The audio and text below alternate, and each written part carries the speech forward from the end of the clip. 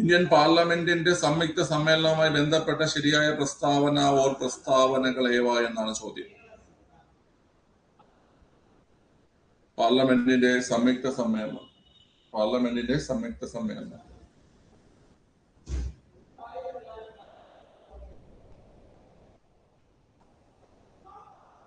Attend ചെയ്തോ?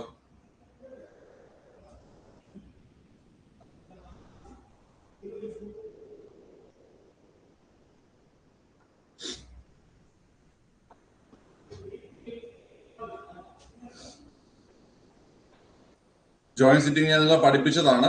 So നിങ്ങൾക്ക് എഴുതാൻ പറ്റുന്ന ക്വസ്റ്റ്യനാണ്. ലോകസഭാ സ്പീക്കറുടെ അഭാവത്തിൽ സംയുക്ത സമ്മേളനങ്ങളുടെ അധ്യക്ഷത വഹിക്കേണ്ടത് ലോകസഭ ഡെപ്യൂട്ടി സ്പീക്കറാണ്. Yes or no? ശരിയാണോ തെറ്റാണോ? ലോകസഭാ സ്പീക്കറുടെ അഭാവത്തിൽ സംയുക്ത സമ്മേളന അധ്യക്ഷത വഹിക്കേണ്ടത് നിങ്ങൾ പഠിച്ചതാണ്. നമ്മൾ പഠിച്ചിട്ട് ഒരാഴ്ച പോലും ആകുന്നില്ല. ഓക്കെ, ശരിയാണ്. ഓക്കെ. ധനകാര്യ ബില്ലുകൾ സംയുക്ത സമ്മേളനത്തിൽ അവതരിപ്പിക്കാൻ പാടില്ല. Yes or no? Money bill സംയുക്ത സമ്മേളനത്തിൽ അവതരിപ്പിക്കാൻ പാടില്ല എന്നാണ് പറയുന്നത്. അതും ശരിയാണ്. കാരണം മണി ബില്ലിൽ അധികാരം ലോകസഭയ്ക്ക്, ഞാൻ രാവിലെ പഠിപ്പിച്ചതാണ്. മണി ബില്ലിൽ അധികാരം ലോകസഭയ്ക്കാണ്. ലോകസഭയ്ക്ക് മണി ബില്ലിൽ അധികാരം വരുന്നത് കൊണ്ട് തന്നെ എന്ത് ചെയ്യുന്നുണ്ട് കുട്ടികളെ? എന്താണ് അത്? ഈ പറയുന്ന ജോയിന്റ് സിറ്റിംഗിൽ അവതരിപ്പിക്കാൻ പാടില്ല. ഭരണഘടനയുടെ 108 വകുപ്പ് പ്രകാരം പ്രധാനമന്ത്രിയാണ് സംയുക്ത സമ്മേളനം വിളിച്ചു കൂട്ടുന്നത്. ഇതില് വകുപ്പ് 108 തന്നെ, പക്ഷെ വിളിച്ചു കൂട്ടുന്നത് ആരല്ല? പ്രധാനമന്ത്രിയല്ല. വകുപ്പ് 108 പക്ഷെ വിളിച്ചു കൂട്ടുന്ന ആരല്ല കുട്ടികളെ? വിളിച്ചു കൂട്ടുന്നത് പ്രധാനമന്ത്രിയല്ല, പ്രസിഡന്റ് ആണ് വിളിച്ചു കൂട്ടുന്നതും അഭിസംബോധന ചെയ്യുന്നതും. അല്ലെ? വിളിച്ചു കൂട്ടി അഭിസംബോധന ചെയ്ത് സംസാരിക്കുന്ന ആരെന്ന് കേട്ട് കഴിഞ്ഞാൽ അത് പ്രസിഡന്റ് ആണ്. ഓക്കെ അല്ലേ? ഇതുവരെ 2 പ്രാവശ്യം സംയുക്ത സമ്മേളനങ്ങൾ നടന്നിട്ടുണ്ടെന്നാണ് അടുത്ത സ്റ്റേറ്റ്മെന്റ്. അത് ശരിയാണോ? എത്ര തവണയാണ് സംയുക്ത സമ്മേളനം നടന്നിട്ടുള്ളതെന്നും ഓക്കെ, അതൊക്കെ നമ്മൾ പഠിച്ചു. 3 തവണയാണ് അല്ലെ? 3 തവണയാണ്. ഓക്കെ, നമുക്ക് അതൊന്ന് ഓർത്ത് പറഞ്ഞ, ഏതൊക്കെയാണെന്നൊന്ന് ഓർത്ത് പറഞ്ഞ. ഞാൻ അന്ന് പ്രസിഡന്റുമാരെ പറഞ്ഞില്ലെന്ന് തോന്നുന്നു. അതുകൊണ്ടൊന്ന് പറഞ്ഞുതരാം. സംയുക്ത സമ്മേളനങ്ങൾ ഏതൊക്കെയായിരുന്നെന്ന് പറയാവോ? 3 സംയുക്ത സമ്മേളനങ്ങൾ ഏതൊക്കെയായിരുന്നെന്ന് പറയാവോ? 1961 സ്ത്രീധന നിരോധന നിയമം. 1961 സ്ത്രീധന നിരോധന നിയമം അല്ലെങ്കിൽ ഡൗറി പ്രൊഹിബിഷൻ ആക്ട്. വിളിച്ചു ചേർത്ത രാഷ്ട്രപതി ആരാ? 1961 ജോയിന്റ് സിറ്റിംഗ് വിളിച്ചു ചേർത്ത രാഷ്ട്രപതി ആരാ? 1961 ജോയിന്റ് സിറ്റിംഗ് വിളിച്ചു ചേർത്ത രാഷ്ട്രപതി. 61 ആരാ രാഷ്ട്രപതി?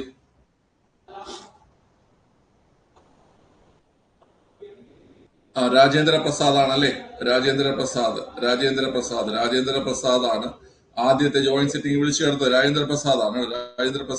ഓക്കെ ഡോക്ടർ, രാജേന്ദ്ര പ്രസാദ് ആണ്. സ്ത്രീധന നിരോധന നിയമം അല്ലെ? സ്ത്രീധന നിരോധന നിയമം. ഓക്കെ, അടുത്ത രണ്ടാമത്തെ ജോയിന്റ് സിറ്റിംഗ് വർഷം പറഞ്ഞേ. രണ്ടാമത്തെ ജോയിന്റ് സിറ്റിംഗ് വർഷം പറഞ്ഞേ.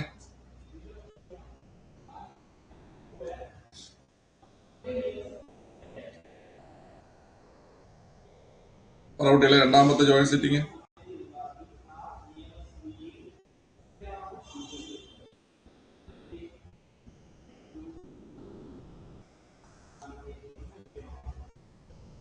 പഠിപ്പിച്ചിട്ട് ഒരാഴ്ച ആയില്ലല്ലേ? നിങ്ങൾ ഈ നോട്ടൊക്കെ എന്ത് പഠിത്തം പഠിക്കും? ഞാൻ അതിൽ പറഞ്ഞു, ഒരു സാധനം പഠിപ്പിച്ചു കഴിഞ്ഞാല് അത് അത്രയും ലെവലാക്കി നിങ്ങൾ മനസ്സിലാക്കിയിരിക്കണം. 86 ജോയിന്റ് സിറ്റിംഗ് വരുന്നത്? 78. വെറുതെ നിങ്ങൾ ക്ലാസ് മാത്രം കേട്ടാ. വോട്ടിംഗ് പ്രായം അടിപൊളി. ഓക്കെ, 1978 വെറുതെ ക്ലാസ് മാത്രം കണ്ടിരുന്ന് കേട്ടിട്ട് കാര്യമില്ല. കൃത്യമായി നോട്ട് എഴുതി ആ കാര്യങ്ങള് റിവിഷൻ ചെയ്ത് പോയാൽ മാത്രമേ നിങ്ങൾ വിചാരിക്കുമ്പോൾ റിസൾട്ട് ഉണ്ടാക്കത്തുള്ളൂ. വെറുതെ ക്ലാസ് കണ്ടിരുന്നാൽ മാത്രം കാര്യമില്ല. ഓക്കെ, ക്ലിയർ ആണ്. 1978 ബാങ്കിങ് ബാങ്കിങ് കമ്മീഷൻ അല്ലെ, ബാങ്കിങ് കമ്മീഷൻ ആക്ടിലാണ് അല്ലെ, ബാങ്കിങ് കമ്മീഷൻ ആക്ടിലാണ് എന്ത് ചെയ്ത് കുട്ടികളെ ഈ പറയുന്ന രണ്ടാമത്തെ ജോയിന്റ് സിറ്റിംഗ് വിളിച്ചത്. ഓക്കെ, രണ്ടാമത്തെ ജോയിന്റ് സിറ്റിംഗ്. അപ്പൊ 78 രാഷ്ട്രപതി ആരാണ്? 77 ഫക്രുദ്ദീൻ അലി അഹമ്മദ് മരണപ്പെട്ടതിന് ശേഷം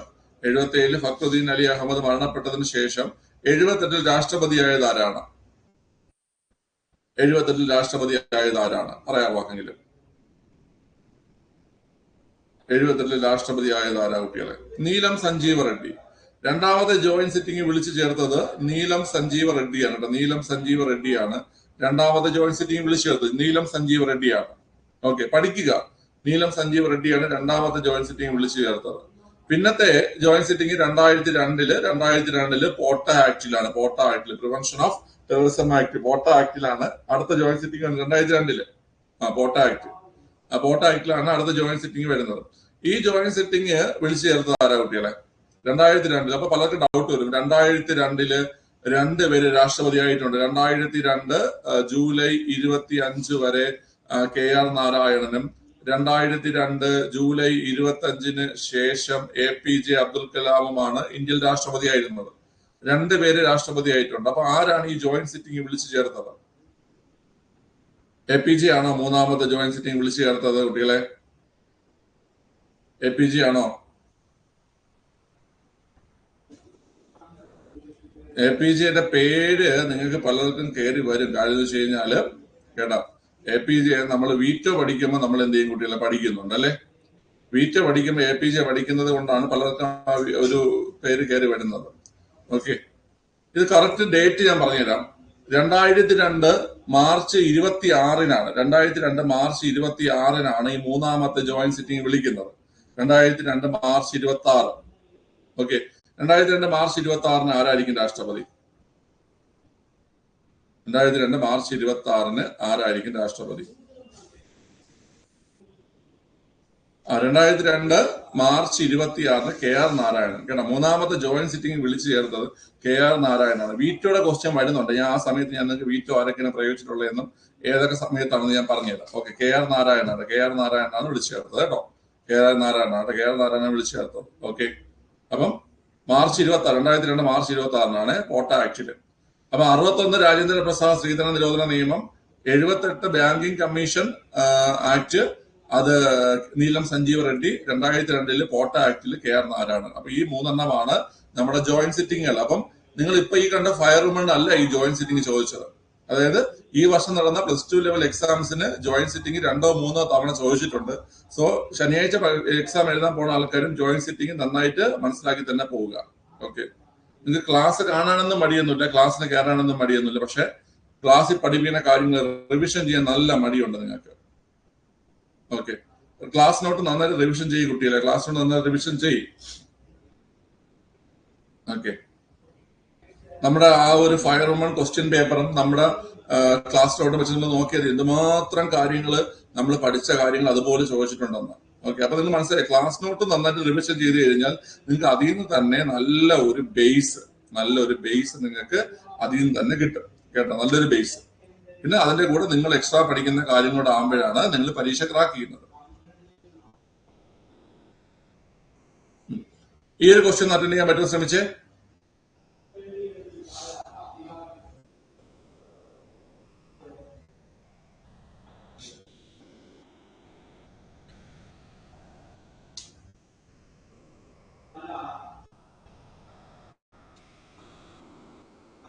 ഇന്ത്യൻ ഭരണഘടനയിലെ കൺകറന്റ് ലിസ്റ്റിൽപ്പെട്ട വിഷയങ്ങൾ ഏവ എന്നാണ്. കൺകറന്റ് ലിസ്റ്റാണ് ചോദിച്ചിരിക്കുന്നത് കേട്ടോ. ഇന്ത്യൻ ഭരണഘടനയിലെ കൺകറന്റ് ലിസ്റ്റിൽപ്പെട്ട വിഷയങ്ങളാണ് കേട്ടോ. ഓക്കെ, വിവാഹവും വിവാഹമോചനവും കൺകറന്റ് ലിസ്റ്റിലാണോ? ആണോ കുട്ടികളെ? വിവാഹവും വിവാഹമോചനവും കൺകറന്റ് ലിസ്റ്റിലാണോ? ആണ്. ഓക്കെ, ട്രസ്റ്റും ട്രസ്റ്റികളും കൺകറന്റ് ലിസ്റ്റിലാണോ? ട്രസ്റ്റും ട്രസ്റ്റികളും കൺകറന്റ് ലിസ്റ്റിലാണ്. എയും ബിയും കൺകറന്റ് ലിസ്റ്റിലാണ്. ഓക്കെ, ഇവിടെ നിങ്ങൾക്ക് ഉത്തരം ആയി. കാരണം എന്ന് വെച്ച് കഴിഞ്ഞാല് കൺകറന്റ് ലിസ്റ്റിൽപ്പെട്ട വിഷയങ്ങളാണ്. അപ്പൊ വിവാഹം, വിവാഹമോചനം, ദത്തെടുക്കൽ, ഞാൻ പറഞ്ഞിട്ടുണ്ട് ഇതൊക്കെ നമ്മൾ ഒരുമിച്ച് ചെയ്യുന്ന കാര്യങ്ങളാണ്. വിവാഹം, വിവാഹമോചനം, ദത്തെടുക്കല്, ഇതൊക്കെ നമ്മൾ ഒരുമിച്ച് ചെയ്യുന്ന കാര്യങ്ങളായത് കൊണ്ട് തന്നെ അപ്പൊ രണ്ടുപേർക്കും അതിനുള്ള അധികാരമുണ്ട്. ഇപ്പൊ വിവാഹം രണ്ടുപേരുണ്ടെങ്കിലേ പറ്റത്തുള്ളൂ, വിവാഹമോചനം രണ്ടുപേരും അംഗീകരിച്ചാൽ മാത്രമേ പറ്റത്തുള്ളൂ, ദത്തെടുക്കണമെങ്കിലും രണ്ടുപേരുണ്ടെങ്കിലേ പറ്റത്തുള്ളൂ. ഓക്കെ, അപ്പം രണ്ടുപേർക്കും പറ്റുന്നതാണ് കൺകറന്റ് ലിസ്റ്റ്. അപ്പൊ നമുക്ക് ആ ഒരു രീതിയിൽ ഞാൻ കണക്ഷൻ വെച്ച് പറഞ്ഞിട്ടുണ്ട് നിങ്ങൾക്ക്. അപ്പം ഇവിടെ നമുക്ക് ഓപ്ഷൻ സി ആൻസർ ആയി, കാരണം എ ഉള്ള ഒറ്റ ഓപ്ഷനല്ലേ ഉള്ളൂ, എ ഉള്ള ഒറ്റ ഓപ്ഷനല്ലേ ഉള്ളൂ. അപ്പൊ വിവാഹമോചനം വരുന്ന ആൻസർ ആണ്. ഓക്കെ, ക്ലിയർ ആണ്. ഇനി അപ്പൊ പൊതുജനാരോഗ്യം ഏത് ലിസ്റ്റാ വരുന്നേ? പൊതുജനാരോഗ്യം ഏത് ലിസ്റ്റാ വരുന്നത്? പൊതുജനാരോഗ്യം ഏത് ലിസ്റ്റിലാണ് വരുന്നത് കുട്ടികളെ? പൊതുജനാരോഗ്യം വരുന്നത് സ്റ്റേറ്റ് ലിസ്റ്റിലാണ് അല്ലെ? പൊതുജനാരോഗ്യം വരുന്നത് സ്റ്റേറ്റ് ലിസ്റ്റിലാണ്. പൊതുജനാരോഗ്യം വരുന്നത് സ്റ്റേറ്റ് ലിസ്റ്റിലാണ് പൊതുജനാരോഗ്യം വരുന്നത് അല്ലെ? ആ, സ്റ്റേറ്റ് ലിസ്റ്റിലാണ് പൊതുജനാരോഗ്യം വരുന്നത്. ഓക്കെ, കാടുകളോ?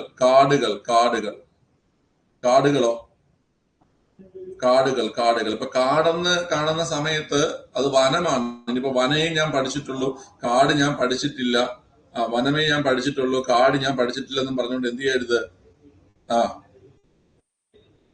നമ്മൾ പഠിക്കുന്നുണ്ടല്ലേ.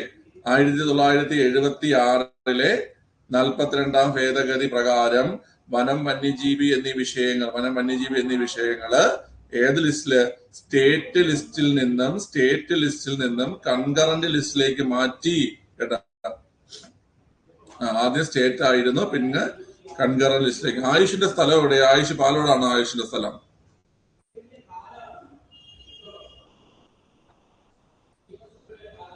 ഓക്കെ, കുടുംബാസൂത്രണം ഏത് ലിസ്റ്റാ കുട്ടികളെ? കുടുംബാസൂത്രണം വരുന്നത് കൺകറന്റ് ലിസ്റ്റിലാണ് കേട്ടോ. കുടുംബാസൂത്രണം വരുന്നത് കൺകറന്റ് ലിസ്റ്റിലാണ്. ഓക്കെ, മടത്തറയാണോ?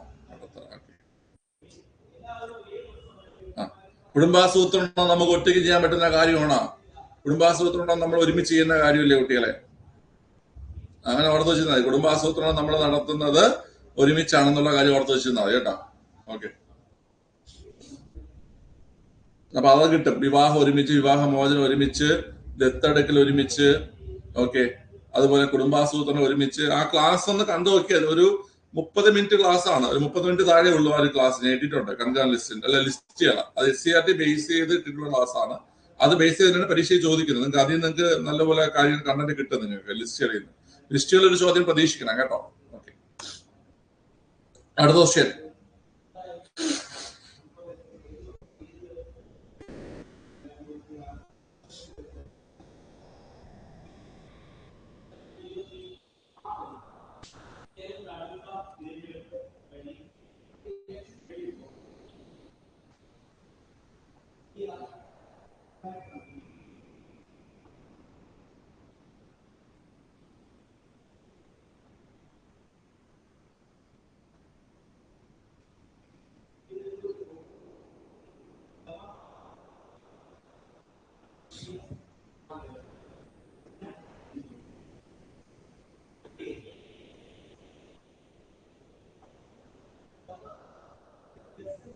ഡൗട്ട് ആവുന്നതിന് എന്തിനാണ് ഡൗട്ട് ആവണത്?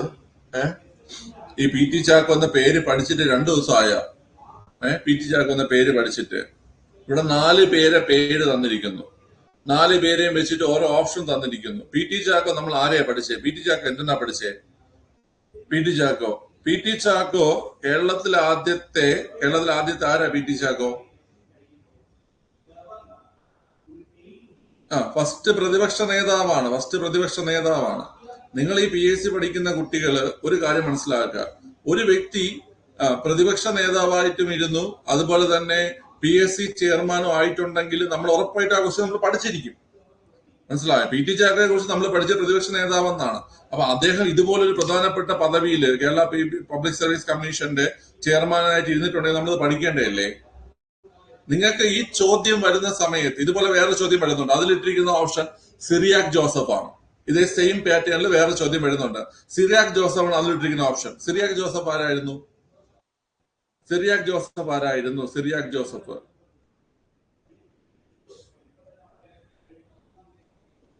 ആരായിരുന്നു കുട്ടികളെ? സിറിയാക് ജോസഫ് ആരായിരുന്നു എന്ന് കേട്ട് കഴിഞ്ഞാല് അതും അറിയത്തില്ല. മനുഷ്യാവകാശ കമ്മീഷനേക്കാളും അദ്ദേഹം മറ്റൊരു പ്രധാനപ്പെട്ട പദവി അദ്ദേഹം വഹിച്ചിട്ടുണ്ട്. ഓക്കെ,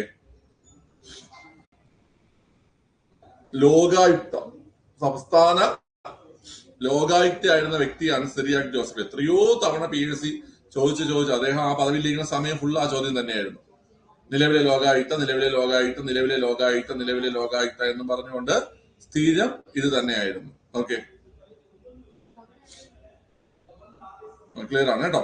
സോ നിങ്ങൾക്ക് ഇങ്ങനത്തെ ഒരു പാറ്റേണിൽ ചോദ്യം വരികയാണെങ്കിൽ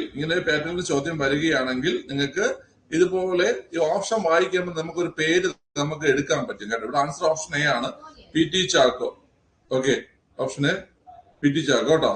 സി ആണ് ആൻസർ. ഓക്കെ, ക്ലിയർ ആണ്. പക്ഷെ ശ്രദ്ധിക്കേണ്ട ഒരു കാര്യം എന്ന് വെച്ച് കഴിഞ്ഞാല് ഇവിടെ കണ്ടോ ABCD PSCയുടെ അതേ ഒരു രീതിയിലാണ് തന്നിരിക്കുന്നത്. PSC ഓപ്ഷൻ ഇടുന്ന അതേ രീതിയിൽ ABCD എന്ന് PSC ഓപ്ഷൻ ഇടുന്ന അതേ രീതിയിലാണ് തന്നിരിക്കുന്നത്. അപ്പൊ അതിലുള്ളൊരു കുഴപ്പമെന്ന് വെച്ച് കഴിഞ്ഞാല് എന്താ കുട്ടികളെ, ഇങ്ങനെ നമുക്ക് ഓപ്ഷൻ തരുമ്പോൾ നമുക്ക് പെട്ടെന്ന് കറുപ്പിക്കാനുള്ള ഒരു ടെൻഡൻസി വരും. ശ്രദ്ധിച്ചോണേ. അപ്പൊ ഇങ്ങനത്തെ ഒരു പാറ്റേൺ ക്വസ്റ്റ്യൻ PSC ഇപ്പൊ ഇടുന്നുണ്ട്. അതായത് ഇങ്ങനെ ABCD എന്ന് പറഞ്ഞിട്ട് നമുക്കിപ്പോ നോക്കിക്കഴിഞ്ഞാല് ഇങ്ങനെ ഇതിന്റെ ഒരു ആവശ്യമേ ഉള്ളൂ. അതായത് ABCD ഒരെണ്ണത്തിന്റെ ആവശ്യമേ ഉള്ളൂ. പക്ഷെ അത് വീണ്ടും അങ്ങനെ ഒരു ഓപ്ഷൻ ഓരോന്നായിട്ട് എടുത്തിട്ട് ABCD എന്നും പറഞ്ഞ ഇങ്ങനെ തരുന്നത് നമ്മളെ കൺഫ്യൂഷൻ ആക്കി അല്ലെങ്കിൽ നമ്മുടെ ശ്രദ്ധ തെറ്റിച്ച് നമ്മുടെ മാർക്ക് കളയാൻ വേണ്ടിയിട്ടാണ് കേട്ടോ. സോ മനസ്സിലാക്കുക.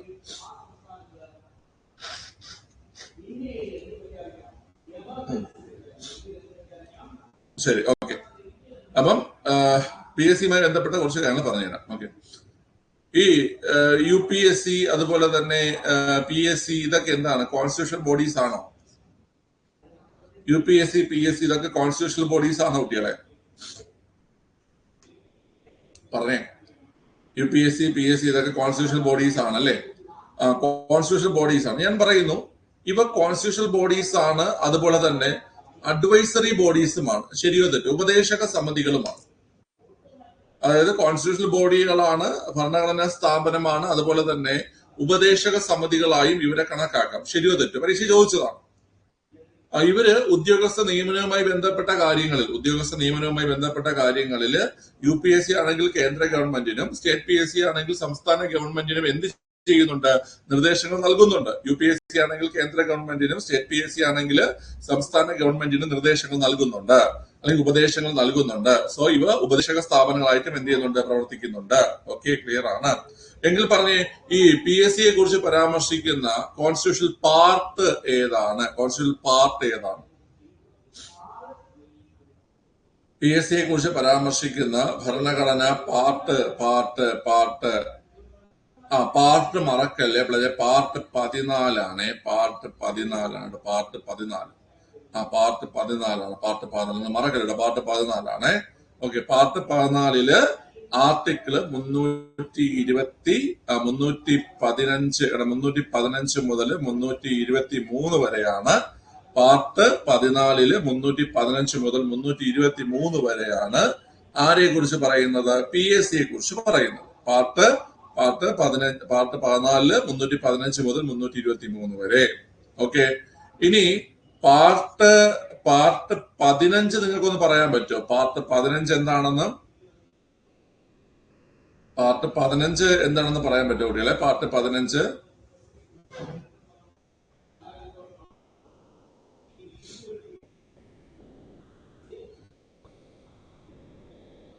വളരെ പാർട്ട് 15 എന്താണെന്ന് കേട്ട് കഴിഞ്ഞാൽ, പാർട്ട് 15 324 മുതൽ 329 വരെ പറയുന്നത്, പാർട്ട് 15 324 മുതൽ 329 വരെ പറയുന്നത് കേന്ദ്ര തിരഞ്ഞെടുപ്പ് കമ്മീഷനെ കുറിച്ചാണ്. പാർട്ട് 15 324 മുതൽ 329 വരെ പറയുന്നത് കേന്ദ്ര തിരഞ്ഞെടുപ്പ് കമ്മീഷനെ കുറിച്ചാണ്. പാർട്ട് 15 324 മുതൽ 329 വരെ പറയുന്നത് കേന്ദ്ര തിരഞ്ഞെടുപ്പ് കമ്മീഷനെ കുറിച്ചാണ്. പാർട്ട് 16 ആർക്കെങ്കിലും പറയാൻ പറ്റുമോ? പാർട്ട് 16 എന്താണെന്ന് നിങ്ങൾ ഞാൻ തന്നെ പറഞ്ഞു തന്നിട്ടുണ്ട് ക്ലാസ്സിലൊക്കെ. പാർട്ട് 16 ഒക്കെ ഞാൻ പറഞ്ഞിട്ടുണ്ട്.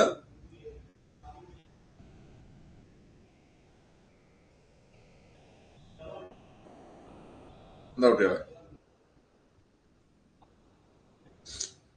കറക്റ്റ് ആണ്. പാർട്ട് 16 പാർട്ട് 16 330 മുതൽ പാർട്ട് 16 330 മുതൽ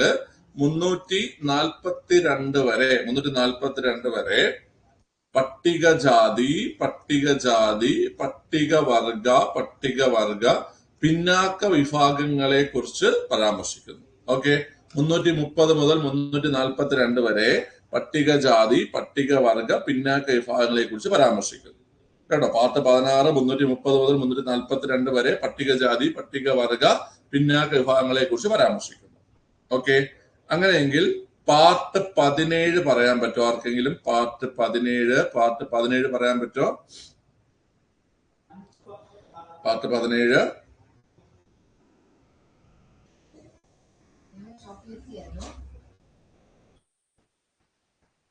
കറക്റ്റ് ആണ്. പാർട്ട് 17 ആർട്ടിക്കിളൂടെ പറയടാ, ആർട്ടിക്കിളൂടെ പറഞ്ഞേ. പാർട്ട് 17 ആർട്ടിക്കിൾ പറഞ്ഞേ, നിങ്ങൾക്ക് അറിയാം ആർട്ടിക്കിള്. പാർട്ട് 17 പറഞ്ഞ കുട്ടികളെ. 343 കറക്റ്റ് ആണ്. 343 കറക്റ്റ് ആണ്. 343 351 കേട്ടോ. പാർട്ട് 17 343 മുതൽ 351 വരെ. പാർട്ട് 17 343 മുതൽ 351 വരെ 51 വരെ ഔദ്യോഗിക ഭാഷകളെ കുറിച്ച് പരാമർശിക്കുന്നു. പാർട്ട് 17 343 മുതൽ 351 വരെ ഔദ്യോഗിക ഭാഷകളെ കുറിച്ച് പരാമർശിക്കുന്നു. 343 മുതൽ 351 വരെ ഔദ്യോഗിക ഭാഷകളെ കുറിച്ച് പരാമർശിക്കുന്നു. ഓക്കെ, അടുത്ത പാർട്ട് 18 പറഞ്ഞേ.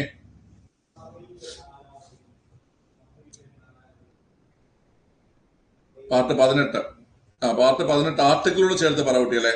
പാർട്ട് 18 352 മുതൽ 360 വരെ എന്താണ്? അടിയന്തരാവസ്ഥ. പാർട്ട് 18 352 മുതൽ 360 വരെ അടിയന്തരാവസ്ഥ. പാർട്ട് 18 352 മുതൽ 360 വരെ അടിയന്തരാവസ്ഥ. പാർട്ട് 18 352 മുതൽ 60 വരെ അടിയന്തരാവസ്ഥ. ഓക്കെ, ക്ലിയർ ആണ്. ഇനി പാർട്ട് 20 ആർട്ടിക്കിൾ 368 ഒരു ആർട്ടിക്കിളേ ഉള്ളൂ അതില്. Part 20 article 368. പാർട്ട് 20 368 എന്താ കുട്ടികളെ? ഭരണഘടനാ ഭേദഗതിയാണ്. ഓക്കെ, ഈ പറഞ്ഞ ഇത്രയും കാര്യങ്ങള് നിങ്ങൾ ഒരിക്കലും മറക്കരുത്. അതായത് PSC പഠിക്കുന്ന സമയത്ത് നിങ്ങൾ മറക്കാൻ പാടില്ലാത്ത കാര്യങ്ങളാണ്. പാർട്ട് 14 315 മുതൽ 323 വരെ. പാർട്ട് 14 315 മുതൽ 323 വരെ PSCയെ കുറിച്ച് പറയുന്നു. പാർട്ട് 15 324 മുതൽ 329 വരെ കേന്ദ്ര തെരഞ്ഞെടുപ്പ്, അതായത് തെരഞ്ഞെടുപ്പും തെരഞ്ഞെടുപ്പ് കമ്മീഷനെയും കുറിച്ച് പറയുന്നു. പാർട്ട് 16 330 മുതൽ 342 വരെ പട്ടികജാതി പട്ടികവർഗ പിന്നാക്ക വിഭാഗങ്ങളെ കുറിച്ച് പരാമർശിക്കുന്നു. പാർട്ട് 17 343 മുതൽ 51 വരെ ഔദ്യോഗിക ഭാഷകളെ കുറിച്ച് പറയുന്നു. പാർട്ട് 18 352 മുതൽ 60 വരെ അടിയന്തരാവസ്ഥയെ കുറിച്ച് പരാമർശിക്കുന്നു. പാർട്ട് 20 368 ഭരണഘടനാ ഭേദഗതികളെ കുറിച്ച് പരാമർശിക്കുന്നു. ഓക്കെ, മനസ്സിലായോ നിങ്ങൾക്ക്? മനസ്സിലായ പിള്ളേരെ?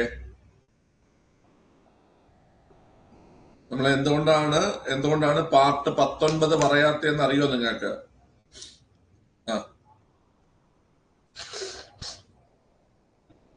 എന്തുകൊണ്ടാ പാർട്ട് 19 പറയാത്തെ? പാർട്ട് 19 ഇല്ലേ? ഇല്ലാത്തോണ്ടാണോ പറയാത്തെ? പാർട്ട് 19 പറയാത്തത് അത് മിസലേനിയസ് ആണ്, മറ്റുള്ളവയാണ് കേട്ടോ. മറ്റുള്ളവ എന്നൊരു പോർഷൻ ഉൾപ്പെടുത്തിയിരിക്കുന്നതാണ് കേട്ടോ. മിസലേനിയസ് ആയതുകൊണ്ടാണ് നമ്മളത് പറയാത്തത്. മിസലേനിയസ് ആണ്, മറ്റുള്ളവ എന്നൊരു പോർഷൻ ഉൾപ്പെടുത്തിയിരിക്കുന്നത്. ഓക്കെ, ഇനി ഇതിൽ PSC പിള്ളേരെ പറ്റിച്ചുള്ള ഒരു ക്വസ്റ്റ്യൻ ഉണ്ട് കേട്ടോ. PSC പിള്ളേരെ പറ്റിച്ചുള്ള ക്വസ്റ്റ്യൻ, അതായത് പാർട്ട് 14 എന്ന് നമുക്ക് സ്വാഭാവികമായി കേൾക്കുമ്പോൾ നമ്മുടെ മൈൻഡില് ഇങ്ങനെ നമ്മൾ ഈ PSC പഠിച്ചു വെച്ചിരിക്കുന്നത് കൊണ്ട് പാർട്ട് 14 315 323 PSC 315 323 PSC നമ്മൾ പഠിച്ചു വയ്ക്കും. ഓക്കെ, സ്റ്റേറ്റ്മെന്റ് ഇട്ട് പിള്ളേരെ പറ്റിച്ചിട്ടുണ്ട് ഡിഗ്രി ലെവൽ പരീക്ഷയ്ക്ക്. 315 മുതൽ 323 വരെ അല്ല പാർട്ട് 14 പറയുന്നത്. പാർട്ട് 14 യഥാർത്ഥത്തിൽ കോൺസ്റ്റിറ്റ്യൂഷൻ പറയുന്നത് 308 മുതൽ 323 വരെയാണ് കേട്ടോ. 308 മുതൽ 323 വരെയാണ്. നിങ്ങൾക്ക് മനസ്സിലായ? 308 മുതൽ 323 വരെയാണ് പാർട്ട് 14 പറയുന്ന ആർട്ടിക്കിൾസ്. അതില് PSC സിയെ കുറിച്ച് പറയുന്നതാണ് 315, 323. മനസ്സിലായ? പാർട്ട് 14 ടോട്ടൽ പറയുന്നത് 308 മുതൽ 323 വരെയാണ്. അതില് പി എസ് സിയെ കുറിച്ച് പറയുന്നതാണ്. പി എസ് സിയെ കുറിച്ച് പറയുന്നതാണ് ഏത് പറയുന്ന കുട്ടികളെ? 315 മുതൽ 323 വരെ. ഓക്കെ,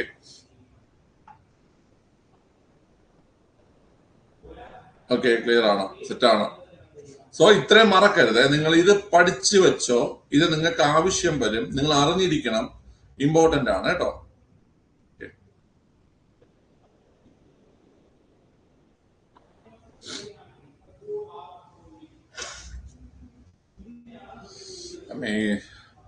ഈ ജലദോഷം വെച്ചോണ്ടാണ് ശനിയാഴ്ച മൂന്നാറ് പോവാൻ.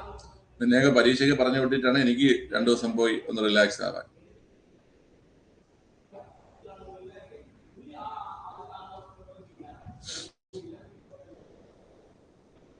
ഓക്കെ,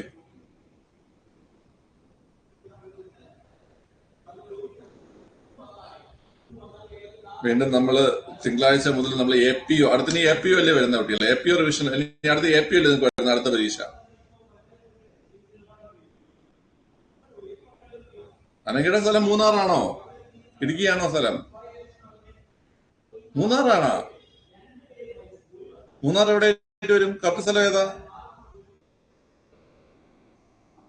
പ്രോപ്പർ മൂന്നാറാണ് അതോ വട്ടവട റൂട്ടാണ്? കാന്തല്ലൂർ റൂട്ടാണ്?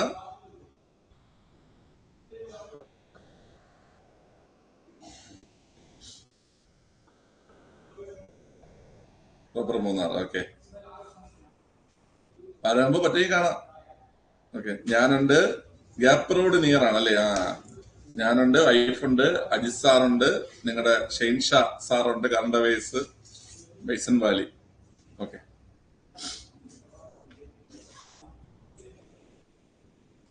Okay, clear, clear. ഓക്കെ, ശരി. അപ്പൊ പിള്ളേർ ബാക്കി നോക്കാം.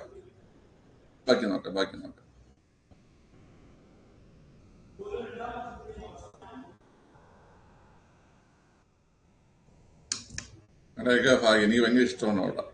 ഫുഡൊക്കെ കഴിച്ചത് അത് മുമ്പ് ഇടയ്ക്ക് മിനി വ്ളോഗ് എടുക്കുമായിരുന്നു. അത് രസമാണ്. എനിക്ക് ഈ വ്ളോഗ് ചെയ്യാൻ എനിക്ക് ഇഷ്ടമാണ് കേട്ടോ. പിന്നെ ഈ സമയം കിട്ടൂല, അതാണ് വേറൊരു കാര്യം. അപ്പൊ അന്ന് സമയമുണ്ട്. രാത്രിയല്ലേ? രാത്രി എന്റെ തിരക്കൊന്നുമില്ല. ക്ലാസ് എല്ലാം കഴിഞ്ഞിട്ട് നമ്മൾ പോയത് 9 കഴിഞ്ഞാ പോയത്. അതാണ് ഷൂട്ട് ചെയ്തത്. ശരി കുട്ടികളെ, ഇനി PSC കുറിച്ച് നോക്കാവേ. നിങ്ങൾ PSC കുറിച്ച് നിങ്ങൾ പഠിക്കേണ്ട പ്രധാനപ്പെട്ട ആർട്ടിക്കിൾസ് ഏതൊക്കെയെന്ന് കേട്ട് കഴിഞ്ഞാല്, ഓക്കെ, ഒന്ന് 315 എന്നൊരു ആർട്ടിക്കിൾ പഠിച്ചിരിക്കണം. കാരണം നമുക്ക് യൂണിയൻ ഒരു UPSC, union public service commission, അതുപോലെ തന്നെ സംസ്ഥാനങ്ങൾക്ക് ഒരു സ്റ്റേറ്റ് PSC ഉണ്ടാകണം. സംസ്ഥാനം ഇപ്പൊ ഒന്നിലധികമോ സംസ്ഥാനങ്ങൾക്ക് ജോയിന്റ് PSCയും ആകാം കേട്ടോ. സ്റ്റേറ്റ് PSC, ജോയിന്റ് PSCയും ആകാം. ഓക്കെ, UPSC വേണം. സംസ്ഥാനങ്ങൾക്ക് ഒന്നുകിൽ സ്റ്റേറ്റ് PSC അല്ലെങ്കിൽ ഒന്നിലധികം സംസ്ഥാനങ്ങൾക്ക് ജോയിന്റ് PSC ആകാം. കേട്ടോ. ഓക്കെ അല്ലേ? പിന്നെ 316ലാണ് ഇവരുടെ നിയമനം അതുപോലെ തന്നെ കാലാവധിയൊക്കെ പറയുന്നത്. നിയമനം കാലാവധിയൊക്കെ പറയുന്നത് 316ലാണ്. നിയമനം കാലാവധിയൊക്കെ പറയുന്നത് 316ലാണ് കേട്ടോ. ഓക്കെ അല്ലേ? ഇനി അടുത്ത് 317 പറയുന്നത് നീക്കം ചെയ്യലാണ് കേട്ടോ. നീക്കം ചെയ്യലാണ് 317 പറയുന്നത്. ഓക്കെ, 320ലാണ് ഇവരുടെ ചുമതലകൾ പറയുന്നത്. ചുമതലകൾ പറയുന്ന 320ലാണ് കേട്ടോ. PSCയുടെ ചുമതലകൾ പറയുന്ന 320ലും. 323ലാണ് റിപ്പോർട്ട് പറയുന്നത്. 323ലാണ് എന്ത് പറയുന്നത്? PSC റിപ്പോർട്ട് പറയുന്നത്. ഇതൊക്കെ പ്രധാനപ്പെട്ട ആർട്ടിക്കിൾസ്. നമ്മൾ റിവിഷൻ ചെയ്ത് പോണോണ്ട് പരീക്ഷയ്ക്ക് പലപ്പോഴും കണ്ടുവരുന്ന ചോദ്യം ഞാൻ പറയുന്നതാണ്. 315 നമുക്കൊരു UPSC വേണം. സംസ്ഥാനങ്ങൾക്ക് സ്റ്റേറ്റ് PSC അല്ലെങ്കിൽ ഒന്നിലധികം സംസ്ഥാനങ്ങൾക്ക് ജോയിന്റ് പബ്ലിക് സർവീസ് കമ്മീഷൻ. ഇനി 316ലാണ് നിയമനവും കാലാവധിയും പറയുന്നത്. 317ലാണ് നീക്കം ചെയ്യൽ പറയുന്നത്. 320ലാണ് ചുമതലകൾ പറയുന്നത്. 323ലാണ് PSC റിപ്പോർട്ടിനെ കുറിച്ച് പറയുന്നത്. 323ലാണ് PSCയുടെ റിപ്പോർട്ടിനെ കുറിച്ച് പറയുന്നത്. ഓക്കെ, ക്ലിയർ അല്ലേ കുട്ടികളെ?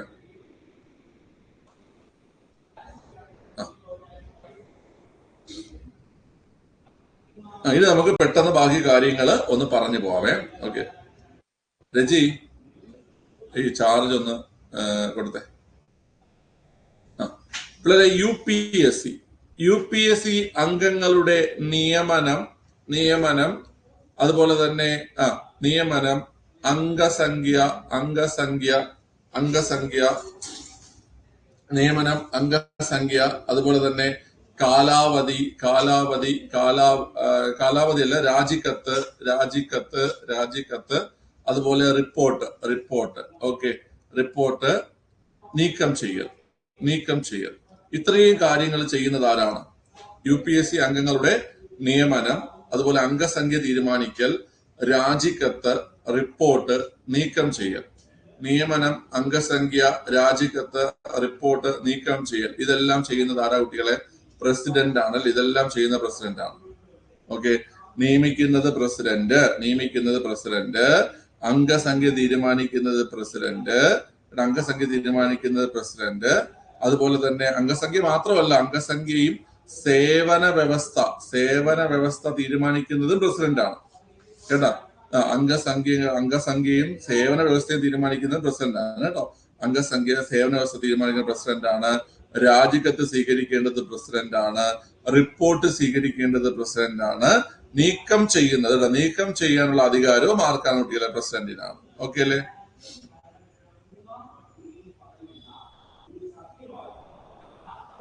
ഓക്കെ, മനസ്സിലായോ? പെട്ടെന്ന് ഇത്രയൊന്നും കാര്യങ്ങൾ അറിഞ്ഞിരിക്കുക. ഇനി എവിടെ യു പി എസ് സിയുടെ കാലാവധി എത്രയാ? U P S C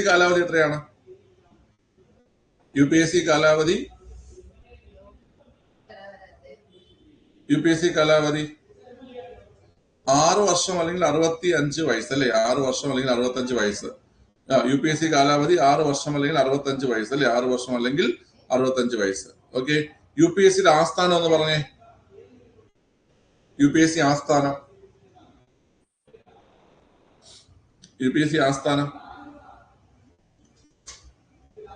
Dholpur house, New Delhi അല്ലേ? ധോൽപൂർ ഹൗസ് ന്യൂഡൽഹി. ആസ്ഥാനം Dholpur house New Delhi. U P S സിയുടെ ആസ്ഥാനമാണ് Dholpur house New Delhi. U P S C ആസ്ഥാനം എവിടെയാണ് കുട്ടികളെ? ധോൽപൂർ ഹൗസ് ന്യൂഡൽഹി. ഓക്കെ, ഇനി യു പി എസ് സി രൂപം കൊള്ളാൻ കാരണമായിട്ടുള്ള കമ്മീഷൻ ചോദിക്കുകയാണെങ്കിൽ ലീഗ് കമ്മീഷൻ ആണ് അല്ലെ? ലീഗ് കമ്മീഷൻ 1924 ലീഗ് കമ്മീഷൻ പ്രകാരമാണ് യു പി എസ് സി രൂപം കൊണ്ടിട്ടുള്ളത്. ലീഗ് കമ്മീഷൻ പ്രകാരമാണ് യു പി എസ് സി രൂപം കൊണ്ടിട്ടുള്ളത്. Okay, U P S C രൂപം കൊണ്ട വർഷവും ഡേറ്റ് അറിയാന്നുള്ളത് പറഞ്ഞേ.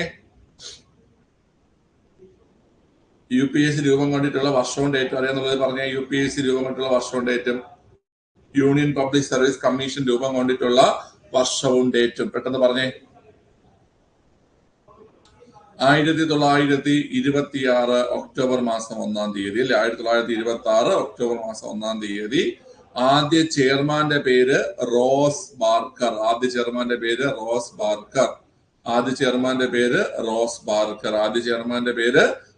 ബാർക്കർ. ആദ്യത്തെ ഇന്ത്യക്കാരനായിട്ടുള്ള ചെയർമാൻ H.K. കൃപലാനി. ആദ്യത്തെ ഇന്ത്യക്കാരനായിട്ടുള്ള chairman H.K. Kripalani. Okay, H.K. കൃപലാനിയാണ് ആദ്യത്തെ ഇന്ത്യക്കാരനായിട്ടുള്ള ചെയർമാൻ. ഓക്കെ, നിലവിലെ ചെയർമാൻ ഞാൻ രാവിലെ പറഞ്ഞു. ആരാ നിലവിലെ chairman U P S C?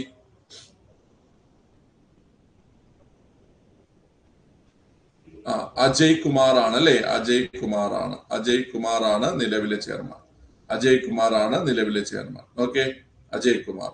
U P S C അംഗമായിട്ടുള്ള മലയാളി ആരാണ് കുട്ടികളെ? യു പി എസ് സി അംഗമായിട്ടുള്ള മലയാളി ആരാണ്?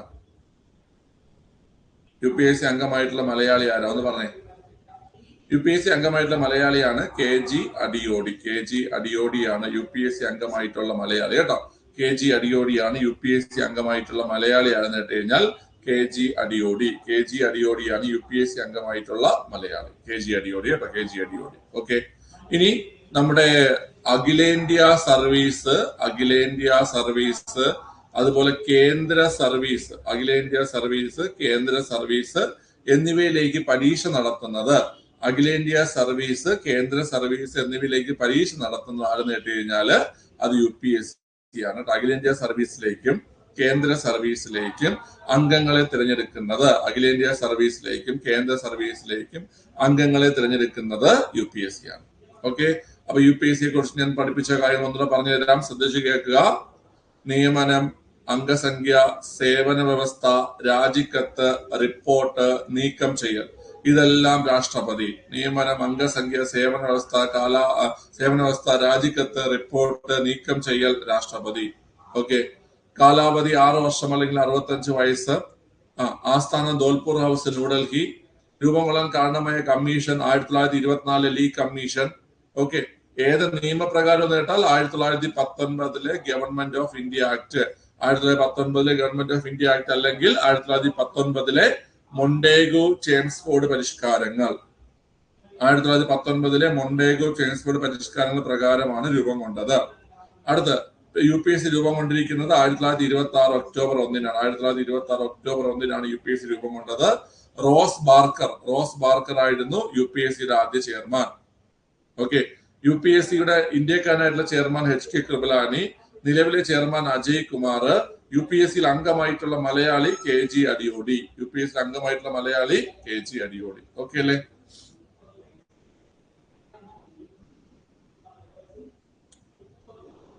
ഓക്കെ.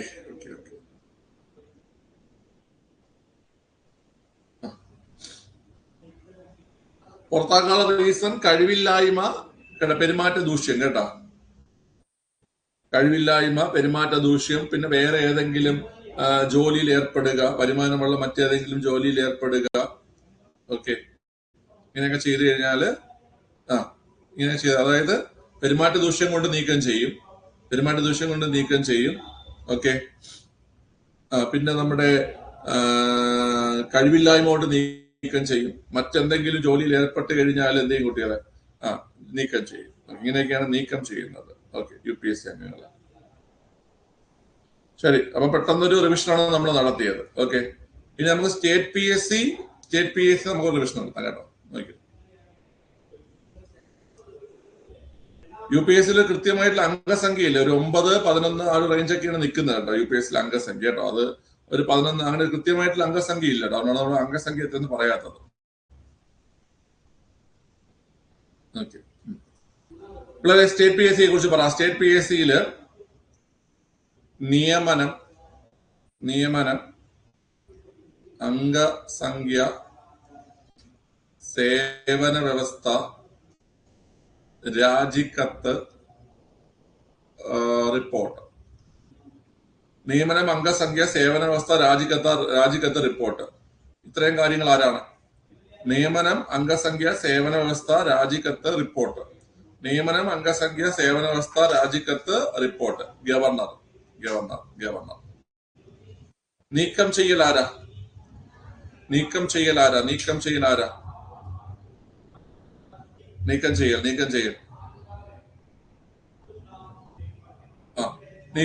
രാഷ്ട്രപതി.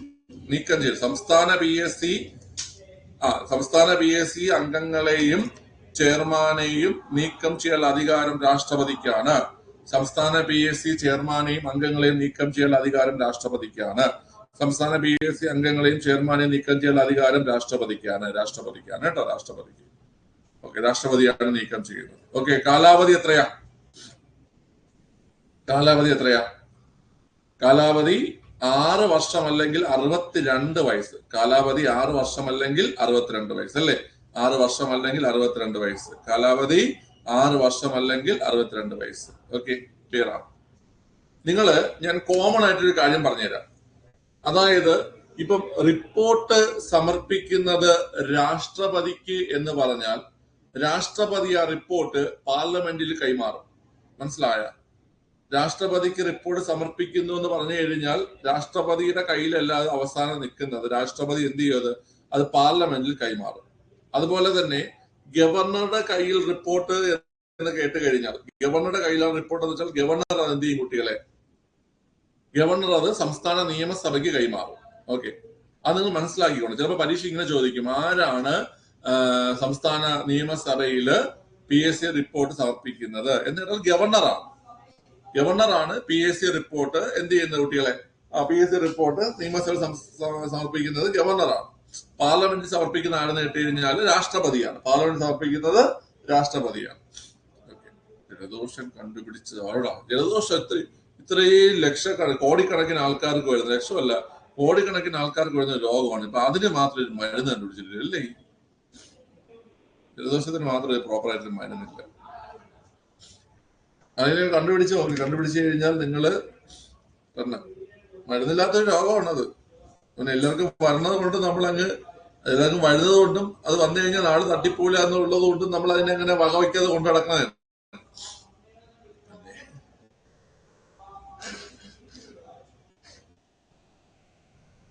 പേറ്റന്റ് എടുക്കണം. നീ ആദ്യം മരുന്ന് കണ്ടുപിടി, എന്നിട്ട് പേറ്റന്റ് എടുക്കുന്നതിനെ കുറിച്ച് ആലോചിക്കും. വീഡിയോയും പരിപാടിയൊക്കെ എല്ലാം നടക്കുകയാണ്. ക്ലൈമറ്റ് ഞാനായിട്ട് പൊരുത്തപ്പെടുന്നില്ല. പിള്ളേർ വായിക്കാം. ഇനി നമ്മൾ സംസ്ഥാന PSC പഠിക്കുമ്പോഴ് നമുക്ക് കുറച്ച് കാലം പഠിക്കാറുണ്ട് പിള്ളേരെ.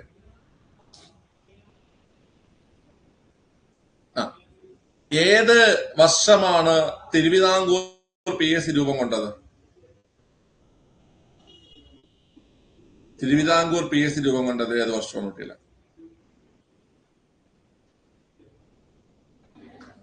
ആ 1936. തിരുവിതാംകൂർ PSC 1936 ജൂൺ മാസം 14 രൂപം കൊണ്ടു. ഓക്കെ.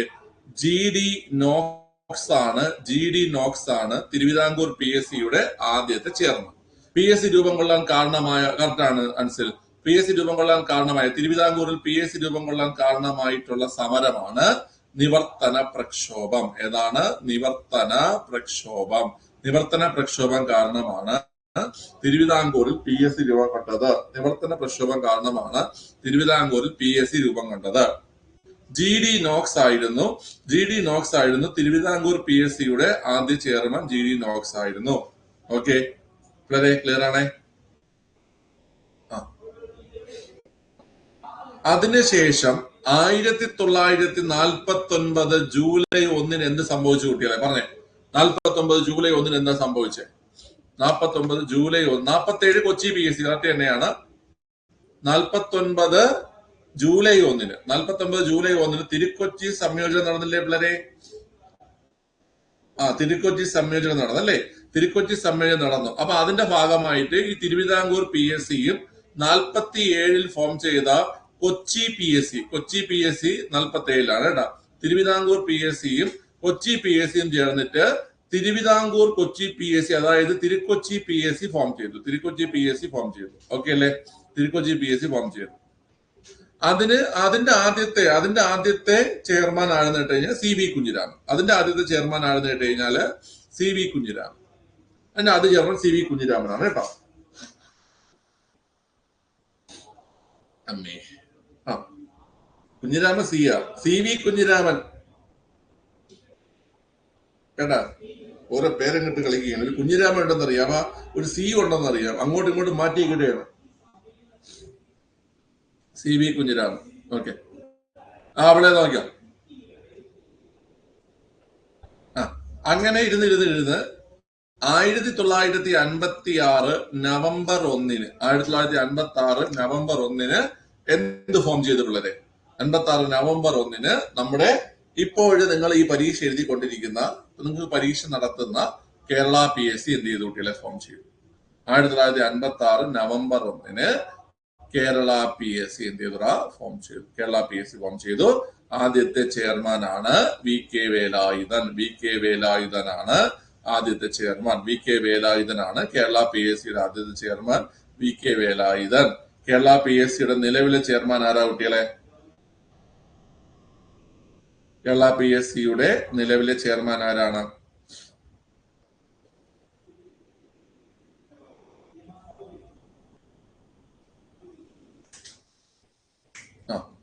MR ബൈജു അല്ലെ? MR ബൈജു. കേരള PSCയുടെ നിലവിലെ chairman MR Baiju. Okay, clear ആണ്. സോ ഇത്രയും കാര്യങ്ങള് ഒന്നുകൂടെ പറഞ്ഞുതരാം പിള്ളേരെ, സെറ്റ് ആക്കിക്കോ, മനസ്സിലാക്കിക്കോ നിങ്ങള്. നിങ്ങൾ മനസ്സിലാക്കണം, നിങ്ങൾ സെറ്റാക്കണം. നോക്കിക്കോണേ. നിയമനം, അംഗസംഖ്യ, സേവന വ്യവസ്ഥ, രാജിക്കത്ത്, റിപ്പോർട്ട് ഗവർണർ, നീക്കം ചെയ്യല് രാഷ്ട്രപതി. ഓക്കെ, കാലാവധി 662. ഓക്കെ, 1936 ജൂൺ 14 GD നോക്സ് അധ്യക്ഷനായിട്ട് ആദ്യത്തെ തിരുവിതാംകൂർ PSC രൂപം കൊണ്ടു. തിരുവിതാംകൂറിൽ PSC രൂപം കൊള്ളാൻ കാരണമായ പ്രക്ഷോഭമാണ് നിവർത്തന പ്രക്ഷോഭം. 1949 ജൂലൈ 1 തിരുക്കൊച്ചി PSC ആയി ഇത് മാറി. കാരണം 47 കൊച്ചിയിൽ PSC രൂപം കൊണ്ടു. ആ കൊച്ചി PSCയും തിരുവിതാംകൂർ PSCയും ചേർന്നിട്ട് 47 ജൂലൈ 1 തിരുക്കൊച്ചി PSC രൂപം കൊണ്ടു. CV കുഞ്ഞിരാമനായിരുന്നു തിരുക്കൊച്ചി PSCയുടെ ആദ്യ ചെയർമാൻ. 1956 നവംബർ 1 കേരള PSC രൂപം കൊണ്ടു. VK വേലായുധനാണ് ആദ്യത്തെ ചെയർമാൻ.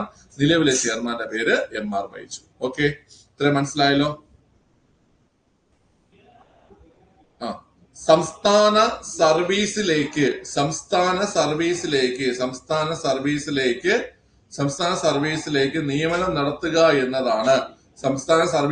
നിയമനം നടത്തുക എന്നതാണ് സംസ്ഥാന PSCയുടെ ജോലി. സംസ്ഥാന സർവീസിലേക്ക് നിയമനം നടത്തുക എന്നതാണ് സംസ്ഥാന PSCയുടെ ജോലി കേട്ടോ, പ്രധാന ജോലി. ഓക്കെ, സംസ്ഥാന PSCയിലേക്ക് നിയമനം നടത്തുക എന്നതാണ് സംസ്ഥാന PSCയുടെ പ്രധാന ജോലി കേട്ടോ. ഓക്കെ, ക്ലിയർ ആണ്. അപ്പൊ ഇത്രയാണ് അതിന്റെ ബേസിക് ആയിട്ട് നിങ്ങൾ അറിഞ്ഞിരിക്കേണ്ട കാര്യങ്ങള്. ചെയർമാൻമാരുടെ ലിസ്റ്റ് ഞാൻ നോട്ടിൽ ഇട്ടിരിക്കുക കേട്ടോ, കേരള PSC ചെയർമാൻമാര്. അതൊന്ന് വായിച്ചിട്ട് പോണം കേട്ടോ. ശരി, അതിങ്ങനെ ചോദിക്കും, അല്ലെങ്കിൽ ഒരു തവണ വായിച്ചു വെച്ചിരുന്നാൽ മതി കേട്ടോ. ഓക്കെ, കോറോട് അടുത്ത ദിവസം ചെയ്യും, പെട്ടെന്ന് ചെയ്യും.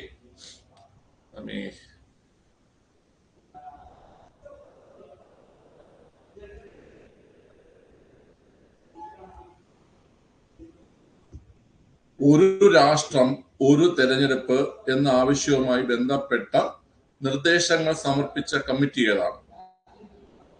ഒരു രാഷ്ട്രം ഒരു തെരഞ്ഞെടുപ്പ് എന്ന ആവശ്യമായിട്ട് നിർദ്ദേശങ്ങൾ സമർപ്പിച്ച കമ്മിറ്റിയാണ് Ramnath Kovind committee. On nation, on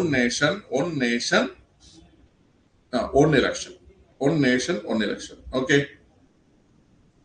clear ആണ്. ഇനി ഇത് എത്രാമത്തെ ഭേദഗതി ബില്ലാണ് കുട്ടികളെ? ഇത് എത്രാമത്തെ ഭേദഗതി ബില്ലാണ്? 129 അല്ലെ? 129ാമത്തെ ഭേദഗതി ബില്ലാണ്. 129ാമത്തെ ഭേദഗതി ബില്ലാണ് അല്ലെ? 129ാമത്തെ ഭേദഗതി ബില്ലാണത്. ഓക്കെ, ഒരു രാജ്യം ഒരു തെരഞ്ഞെടുപ്പ് 129ാമത്തെ ഭേദഗതി ബില്ലാണ്. 129ാമത്തെ ഭേദഗതി ബില്ലാണ് അല്ലെ? ഒരു രാജ്യം ഒരു തെരഞ്ഞെടുപ്പ് 129ാമത്തെ ഭേദഗതി ബില്ലാണ്. ഓക്കെ അല്ലേ? ഓക്കെ, അടുത്ത 130 എന്താ?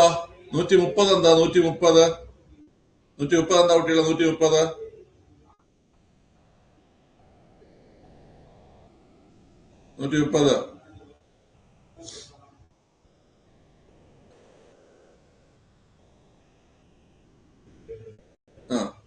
അതായത് ഈ തടവിലും മറ്റും കഴിയുന്ന അല്ലെ?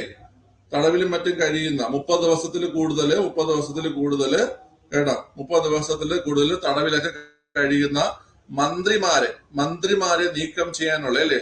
30 ദിവസത്തിൽ കൂടുതൽ തടവിൽ കഴിയുന്ന മന്ത്രിമാരെയും, അപ്പൊ കേന്ദ്രമന്ത്രിയാണെങ്കിലും അല്ലെങ്കിൽ ഈ പറയുന്ന സംസ്ഥാന മന്ത്രിയാണെങ്കിലും അവരെ നീക്കം ചെയ്യാനുള്ള ഭേദഗതിയെ കുറിച്ച് പറയുന്നതാണ് ഏതിൽ പറയുന്ന കുട്ടികളെ? 130ാമത്തെ ബില്ലിൽ പറയുന്നത്, 130ാമത്തെ ഭേദഗതി ബില്ലിൽ പറയുന്നത്. ഓക്കെ, 130ാമത്തെ ഭേദഗതി ബില്ലിൽ പറയുന്ന ഇത്രയേ ഉള്ളൂ. 5 വർഷമോ അതിൽ കൂടുതലോ ശിക്ഷ ലഭിക്കാവുന്ന കുറ്റകൃത്യങ്ങൾക്ക് തുടർച്ചയായി 30 ദിവസത്തിൽ കൂടുതൽ തടവിൽ കഴിയുകയാണെങ്കിൽ ആ മന്ത്രിമാരുടെ മന്ത്രി പദവി എന്ത് ചെയ്യും? മന്ത്രിമാരുടെ മന്ത്രി പദവി നഷ്ടപ്പെടും. ഓക്കെ, അതാണ് 130 എന്ന് പറയുന്ന അമെന്റ്മെന്റ് ബില്ല്. അടുത്ത 131ാമത്തെ അമെന്റ്മെന്റ് ബില്ല് എന്താണ്? 131ാമത്തെ അമെന്റ്മെന്റ് ബില്ല് എന്താ കുട്ടികളെ? 131ാമത്തെ അമെന്റ്മെന്റ് ബില്ല് എന്താണ്? 131ാമത്തെ അമെന്റ്മെന്റ് ബില്ല് എന്താണ്? ഇതാ മിണ്ടാതിരിക്കുന്നു, കുട്ടികൾ മിണ്ടുന്നില്ല. മിണ്ടു കുട്ടികളെ.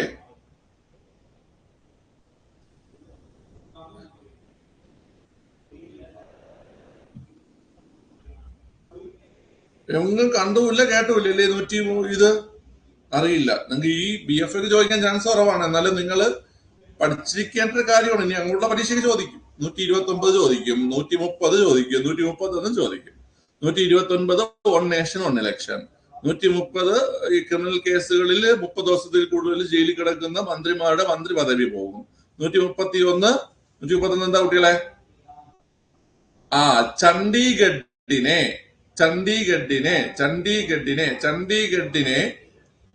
ചണ്ഡീഗഡിനെ എന്തിന്റെ കീഴിലാക്കുക? ചണ്ഡീഗഡിനെ ആർട്ടിക്കിൾ 240 കീഴിലാക്കുക. ചണ്ഡീഗഡിനെ അതായത് പഞ്ചാബിന്റെയും ഹരിയാനയുടെയും സംയുക്ത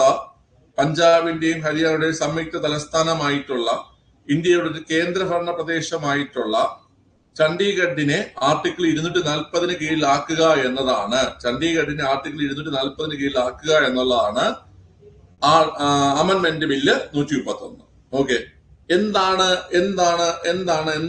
ആർട്ടിക്കിൾ 240?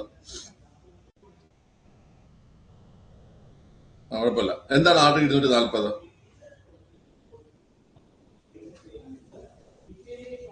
പറഞ്ഞുതരാം. 240 അറിഞ്ഞൂടെന്ന് പറപ്പിള്ള. ഞാൻ ഒന്നാമത് എനിക്ക് വയ്യാതിരിക്കുന്നത്, എനിക്ക് ദേഷ്യം വരുന്നുണ്ട് കേട്ടോ. പറഞ്ഞേ, അറിഞ്ഞൂടെന്ന് പറ. എനിക്ക് അറിഞ്ഞൂടാ. അത് അറിഞ്ഞൂടെങ്കിൽ കമന്റ് ചെയ്യാൻ വയ്യ നിനക്കൊക്കെ. അറിയില്ല, അങ്ങനെ പറ. ഇല്ല. ഓക്കെ, അതായത് നമുക്ക് 8 കേന്ദ്രഭരണ പ്രദേശങ്ങളുണ്ട്. 8 കേന്ദ്രഭരണ പ്രദേശങ്ങളില് ഡൽഹി, പുതുച്ചേരി, ജമ്മു കാശ്മീർ, ഡൽഹി, പുതുച്ചേരി, ജമ്മു കാശ്മീർ, ഈ സ്ഥലങ്ങളിൽ നിയമനിർമ്മാണ സഭയുണ്ട്.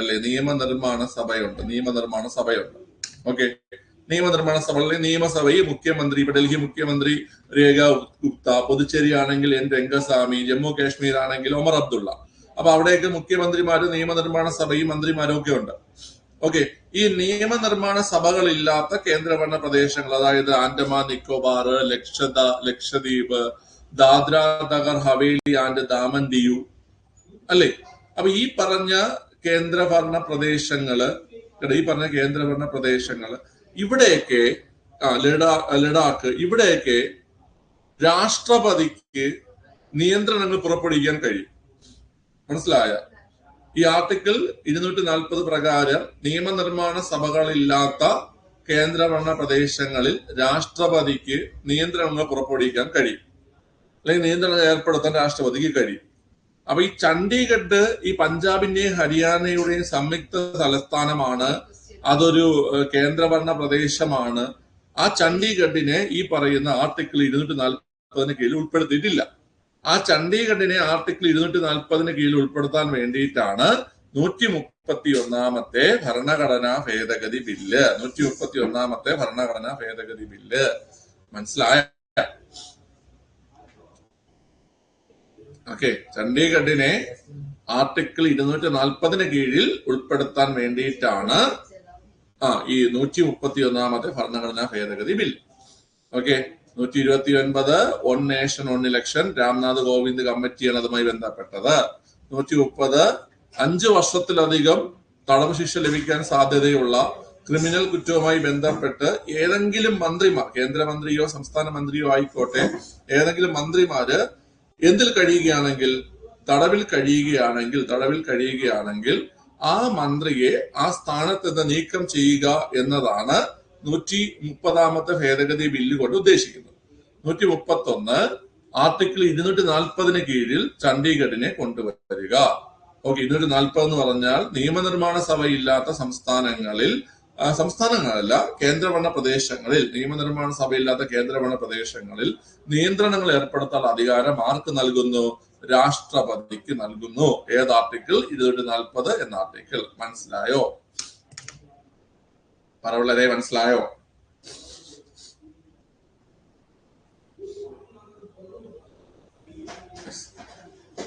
ഇവിടെ ഇതൊക്കെ നിങ്ങളൊന്ന് നോട്ട് ചെയ്ത് വെച്ച്, ഇതൊന്ന് നോട്ട് ചെയ്ത് വെച്ച് കേട്ടോ. നിങ്ങളെ പിന്നീട് ഒന്ന് വായിച്ചു കഴിഞ്ഞാൽ നിങ്ങൾ മറക്കൂല. നിങ്ങൾ ഈ നോട്ട് പിന്നെ വായിക്കാത്തതിന്റെ നല്ല പോരായ്മയെ കാണുന്നുണ്ട് കേട്ടോ.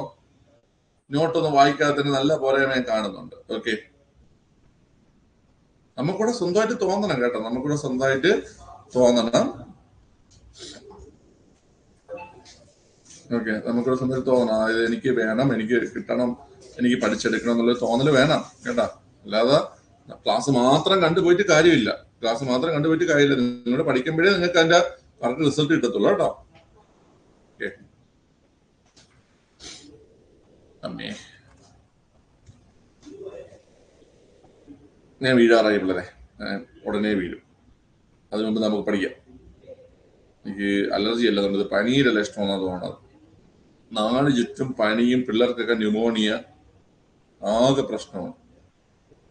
തിരുവനന്തപുരത്തിന് എന്തോ സംഭവിച്ചു.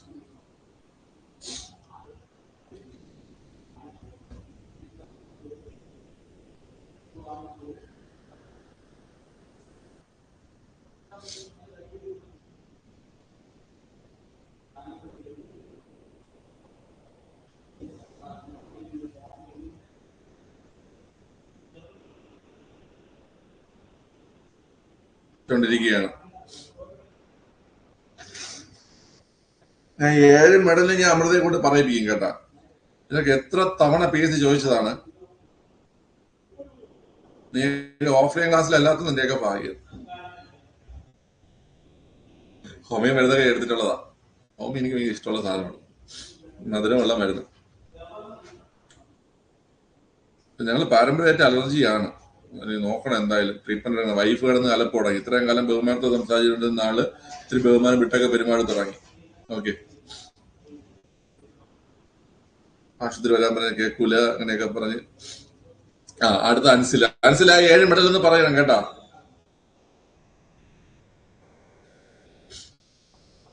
7 മെഡൽ ഉണ്ടോന്നിട്ട് 7 മെഡൽ ഉണ്ട്. പക്ഷെ 6 പേർക്ക് മെഡൽ കിട്ടിയിട്ടുള്ളൂ കേട്ടോ. ഓപ്ഷൻ ഡി ആണ് ആൻസർ. Option D. അതായത് ഇന്ത്യൻ, ഞാൻ പറഞ്ഞുതരാം കേട്ടാ. ഞാൻ പറഞ്ഞുതരാം. 7 മലയാളികൾ, അതൊരു ചോദ്യമായി PSC വന്നിട്ടുണ്ട്. ഞാൻ പറയാൻ വേണ്ടിയിരുന്ന 7 മലയാളികൾ ഈ പാരീസ് ഒളിമ്പിക്സിൽ പങ്കെടുത്തു. 7 മലയാളികൾ ഈ പാരീസ് ഒളിമ്പിക്സിൽ എന്ത് ചെയ്ത കുട്ടികളെ പങ്കെടുത്തു. ഓക്കെ, 7 മലയാളികൾ. ഓക്കെ, മെഡലുകൾ ആരൊക്കെയെന്ന് കേട്ട് കഴിഞ്ഞാല് നമുക്ക് 1 വെള്ളി മെഡലും 5 വെങ്കല മെഡലുമാണ് ലഭിച്ചത്. ആ 1 വെള്ളി മെഡൽ ലഭിച്ചത് നീരജ് ചോപ്രയ്ക്കാണ് വെള്ളി മെഡൽ ലഭിച്ചത്. നീരജ് ചോപ്ര നമ്മൾ പഠിച്ചു. 89.45 മീറ്റർ ജാവലിൻ ത്രോ. മറ്റവൻ അർഷദ് നദീം എത്ര ദൂരം അറിഞ്ഞു? അർഷദ് നദീം 92.97 മീറ്റർ അല്ലെ, 92.97 മീറ്റർ എറിഞ്ഞിട്ട് 1ാം സ്ഥാനം ലഭിച്ചു. പാകിസ്ഥാൻ അർഷദ് നദീം സ്വർണം കിട്ടി. 89.45 മീറ്റർ എറിഞ്ഞ് നീരജ് ചോപ്ര വെള്ളി മെഡൽ നേടി. 5 വെങ്കലം 1 ഹോക്കി ടീമിന് 1 വെങ്കലം ലഭിച്ചു. Hockey team. ഓക്കെ,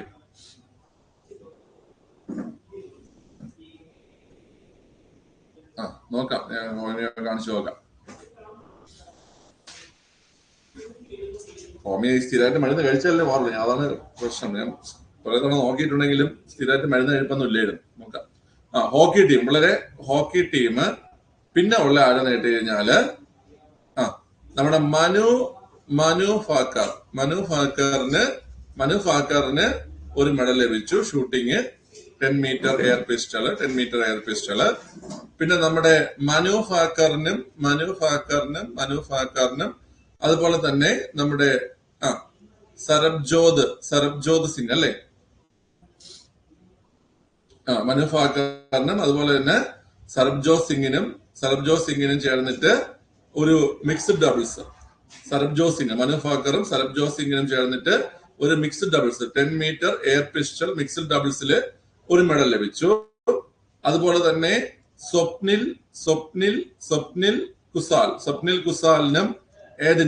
കുസാലിനും ഷൂട്ടിങ്ങിന് വെങ്കല മെഡൽ ലഭിച്ചു. അതുപോലെ തന്നെ അമൻ ഷെരാവത്ത് എന്ത് ചെയ്തു കുട്ടികളെ?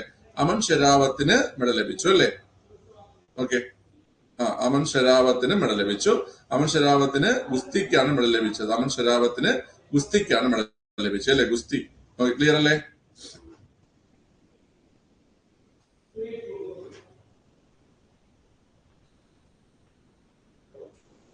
ഓക്കെ. ഏറ്റവും പ്രായം കുറഞ്ഞ വ്യക്തി അമൻ ഷെരാവത്താണ്. 57 കിലോഗ്രാം വിഭാഗത്തില് 57 കിലോഗ്രാം വിഭാഗത്തില് അമൻ ഷെരാവത്തിന് മെഡൽ ലഭിച്ചു. 57 കിലോഗ്രാം വിഭാഗത്തില് അമൻ ഷെരാവത്തിന് എന്ത് ചെയ്ത് കുട്ടികളെ മെഡൽ ലഭിച്ചു. ഓക്കെ അല്ലേ?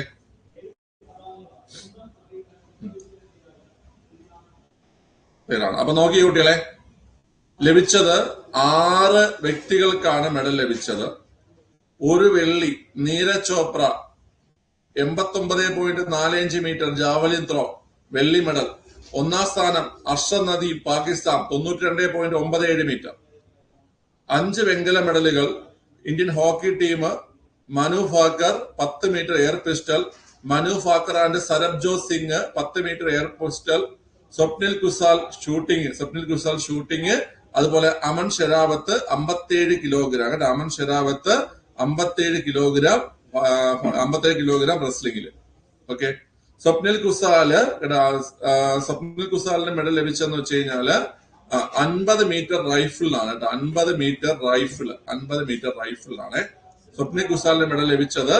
50 മീറ്റർ റൈഫിളിലാണ് കേട്ടോ. ഞാൻ ഈ ഇനങ്ങൾ പറഞ്ഞു പോണ എന്തെന്ന് വെച്ച് കഴിഞ്ഞാല് ഈ ഇനങ്ങൾ ചോദിക്കും.